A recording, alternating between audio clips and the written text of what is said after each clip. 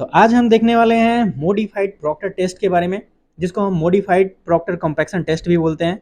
इसमें हम कैलकुलेट करेंगे ऑप्टिमम मॉइस्चर कंटेंट। अब ऑप्टिमम मॉइस्चर कंटेंट होता क्या है? जब हम सॉइल सैंपल को कॉम्पैक्ट करते हैं एट पर्टिकुलर एनर्जी, तो मैक्सिमम ड्राई डेंसिटी की करस्पॉन्डिंग जितना वाटर सॉइल में होता है उसको हम बोलते हैं ऑप्टिमम मॉइस्चर कंटेंट।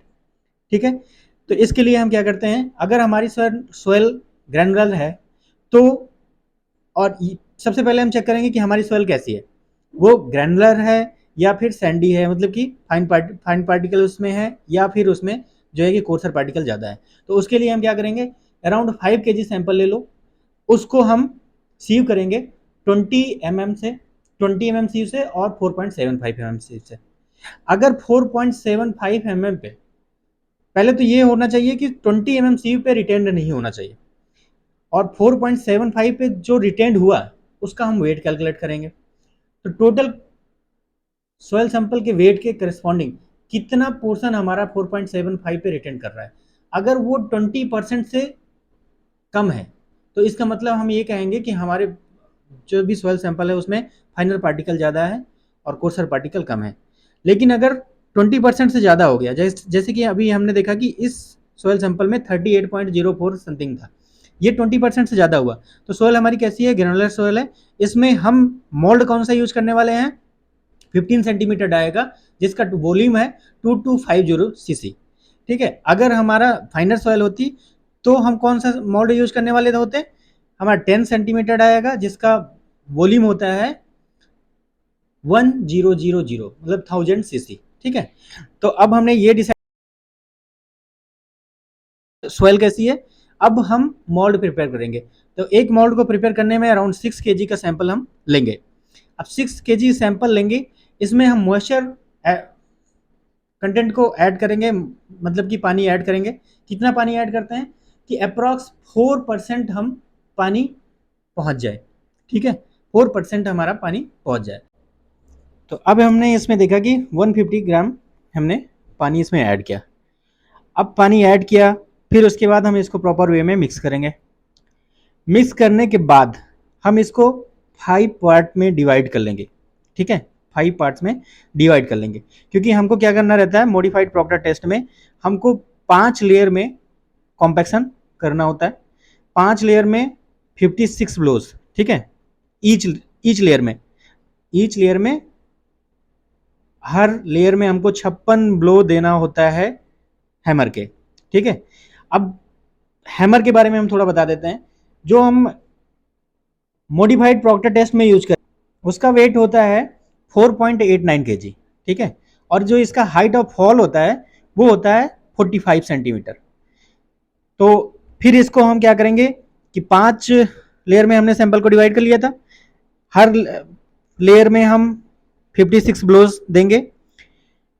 और यहाँ पे हम शो कर रहे हैं कि अभी जब हमने डिसाइड किया था कि ग्रैनुलर मटेरियल होगा या फाइनर मटेरियल है, अगर फाइनर मटेरियल होता तो ये मोल्ड हम इस्तेमाल करते हैं 10 सेंटीमीटर डाई का। ठीक है, तो फिर हम इसको कॉम्पैक्ट करेंगे 5 लेयर में। अभी हमने एक लेयर डाल दी, फिर हम नेक्स्ट लेयर डाल रहे हैं। नेक्स्ट लेयर डालने के बाद फिर इसमें हम 56 ब्लो से देंगे और इसको कॉम्पैक्ट करेंगे। ऐसे करके हम टोटल 5 लेयर में अपने सैंपल को कॉम्पैक्ट कर लेंगे। अभी जब हमारा सॉइल सैंपल कॉम्पैक्ट हो जाएगा, उसके बाद हम क्या करेंगे, इसको स्पैचुला के थ्रू हम कॉलर हटा देते हैं। कॉलर के बाद जो स्पैचुला के थ्रू मिट्टी उसको ट्रिम करते हैं, और जितना हमारे सॉइल सैंपल में, इसमें कह सकते हैं कि मोल्ड में जितना मटेरियल आता है उसका हम वेट करेंगे। ठीक है, फिर उसके बाद हम उसी से मटेरियल कलेक्ट करेंगे, किसके लिए? मॉइस्चर कंटेंट निकालने के लिए। तो मॉइस्चर कंटेंट निकालने के लिए मटेरियल कलेक्ट करेंगे, उसको हम ओवन में रखेंगे। कितनी देर के लिए? 24 आवर के लिए। फिर उसके बाद हम उसको वहाँ से कलेक्ट करेंगे, फिर उसको ठंडा होने के लिए छोड़ देंगे थोड़ी देर के लिए। फिर ठंडा होने के बाद तो फिर हम उसका वेट लेंगे। इसके बाद हम लास्ट में कैलकुलेशन देखेंगे। तो कैलकुलेशन में सबसे पहले अगर हम बात करें कि जो भी इम्पटी मोल्ड था उसका वेट हम लेंगे। उसका वेट लिया हमने, तो वो सिंगल मोल्ड सबके सारे हर टाइम पे हमने सेम मोल्ड रखा तो उसका सबका वेट सेम ही रहेगा। अभी हम क्या करते हैं कि मोल्ड तो हमारा सेम है, अब इसमें हम मिट्टी डालते हैं, फिर इसके बाद इसको कॉम्पैक्ट करते हैं, कॉम्पैक्ट करने के बाद फिर ये मिट्टी को एम्प्टी कर लेते हैं, फिर इसमें मॉइस्चर पानी और मिलाते हैं, फिर से हम मोल्ड भरते हैं। तो 5 टाइम्स हमने मोल्ड को भरा और 5 टाइम्स हमने पानी को इंक्रीज किया, लेकिन मोल्ड हमारा क्या है, सेम है, तो उसका वेट हमारा सेम रहेगा। ठीक है, नेक्स्ट हम बात करेंगे कि मोल्ड का वेट प्लस वेट सोइल का वेट, तो उसको हमने वेट किया, तो फर्स्ट टाइम में आया 11840, फिर 12.196, 12.386, फिर 12.430, 12.324। अभी यहाँ से एक चीज़ और ध्यान दे सकते हैं कि पहले देखिए 11.840 है, फिर नेक्स्ट हुआ 12.196, उतने ही वॉल्यूम में अभी वो जो है मास ज़्यादा हो गया। ठीक है, फिर उसके बाद नेक्स्ट हमने देखा कि इसमें और थोड़ा सा बढ़ा 12.386।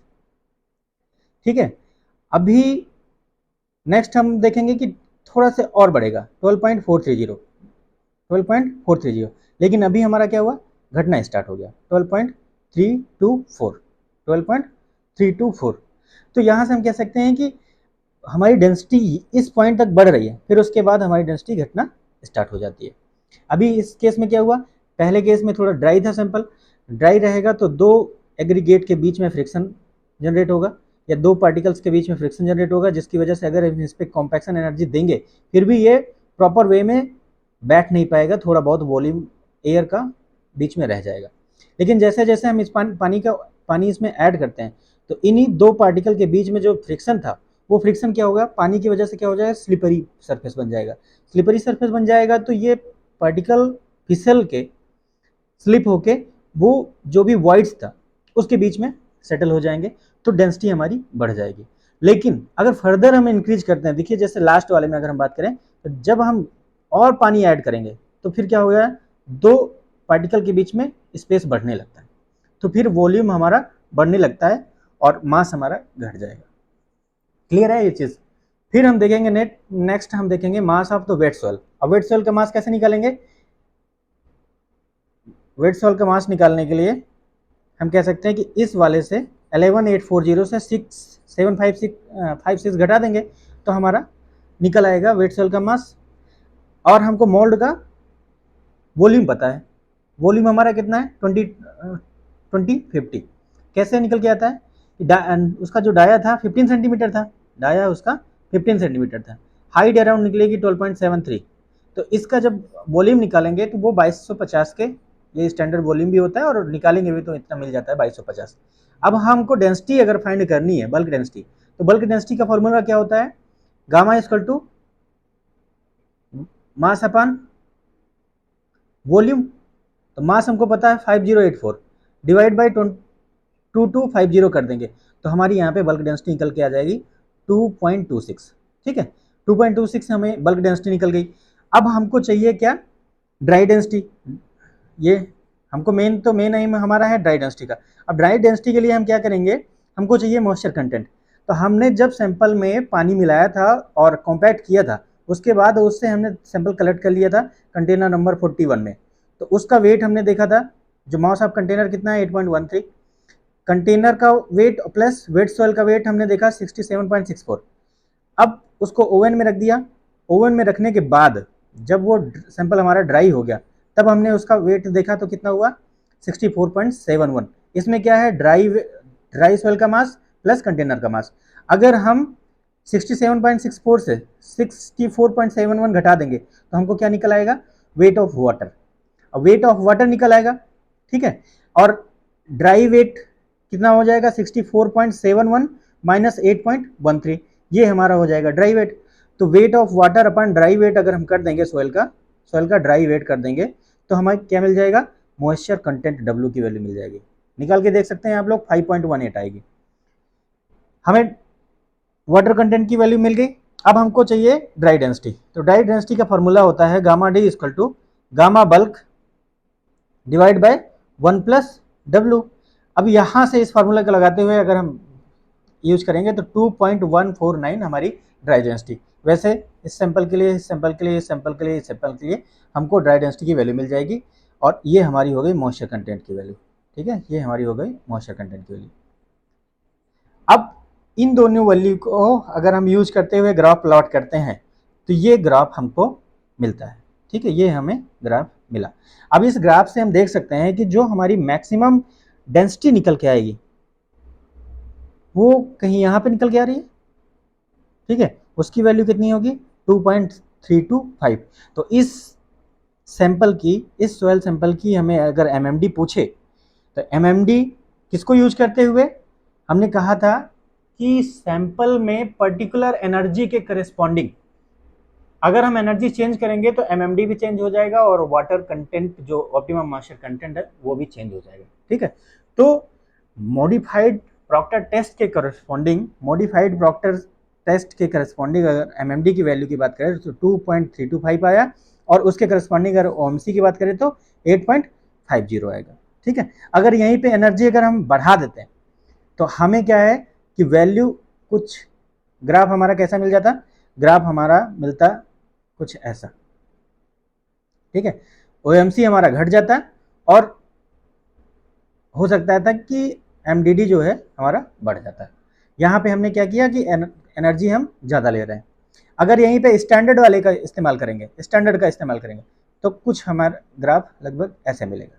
ठीक है, ग्राफ ऐसा मिलने का मतलब हुआ कि डेंसिटी भी अभी हमको कम मिलेगी और साथ में जो ओएमसी मिलेगा जाके वो थोड़ा ज़्यादा जाके मिलेगा।